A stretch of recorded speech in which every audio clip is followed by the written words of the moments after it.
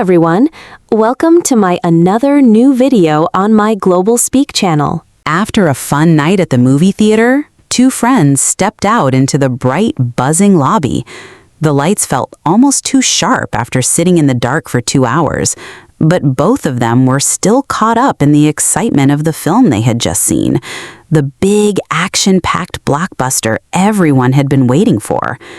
As they made their way toward the exit, one of them turned with a curious smile. So he asked, "What did you think of the movie?" His friend shrugged, still processing everything. It was okay, I guess." "Really?" said the first, a little surprised. "I thought it was fantastic. The acting was so good." "Yeah, the acting was fine," replied the other, "but the plot didn't make much sense." "Oh, but I liked the twist at the end. I didn't see that coming," said the first, eyes lighting up. "True," admitted the second friend with a nod. "The ending was surprising, but the movie was too long."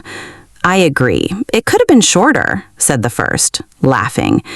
Then the second added, "Oh, but the soundtrack was amazing. I loved that song in the final scene." "Yeah," said the first, grinning, "and the special effects were awesome, especially that car chase." The second friend laughed. "Okay, you're right. Maybe it was better than I thought."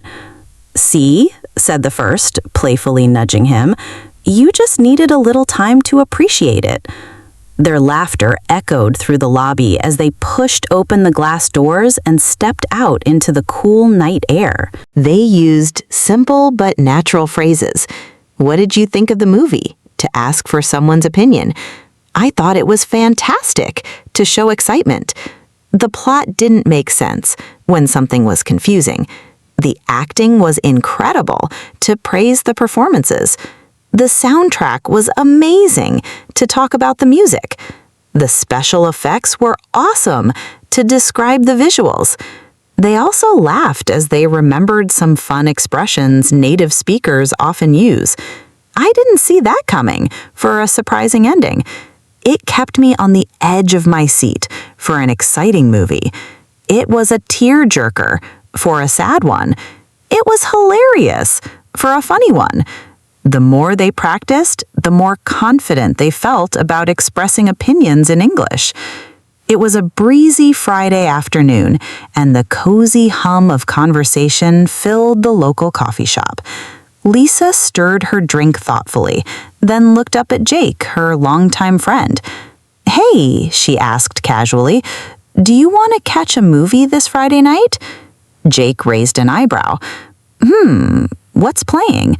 "That new action movie, The Final Chase," Lisa replied, excitement in her voice. "It looks awesome." Jake's eyes lit up. "Oh yeah, I saw the trailer. It looks intense." He nodded with a smile. "Sure, I'm up for it. What time?" Lisa checked her phone. "The 7:30 showing. We could grab dinner first, maybe around 6? "Perfect," Jake said, finishing his coffee.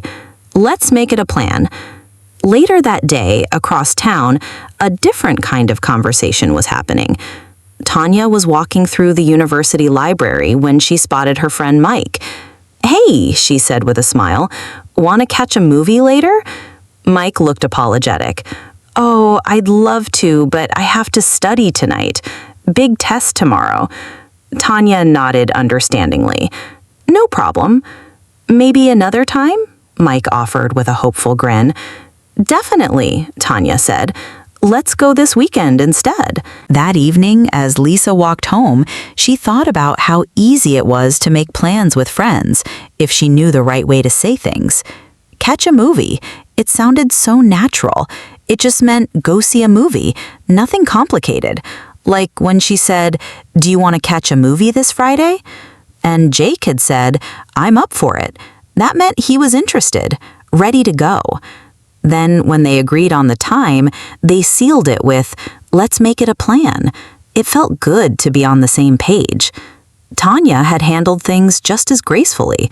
Instead of a flat no, Mike had said, "Maybe another time." It was polite and friendly, and it left the door open for another day. In English-speaking cultures, Lisa remembered from her language class, invitations were often casual. You didn't have to be formal. It was okay to just say, "Movie tonight? Let's go to the movies." Or, like she had done, "Do you want to catch a movie?" But the tone was always important. If you couldn't go, being kind mattered more than the exact words. Something like, "I'd love to, but I'm busy. Maybe another time." Or even a friendly rain check. Later that night, Lisa stood in front of the mirror, practicing some of the phrases for fun, the ones she had learned in her English Pod app. "Do you want to catch a movie? I'm up for it. Maybe another time. Let's make it a plan." She laughed at herself, but deep down, she felt proud. She wasn't just learning English, she was learning how to connect with people. Naturally. Kindly. The next day, she and Jake met up at the theater, grabbed dinner, and enjoyed the movie. The final chase was everything they'd hoped for. Action-packed, funny, and full of heart. As the credits rolled, Lisa leaned over and said, "This was a great idea." Jake grinned. "Yeah, same time next week?" Lisa nodded. "Sure, let's make it a plan." And just like that, what started as a simple question, "Do you want to catch a movie?" turned into a perfect Friday night.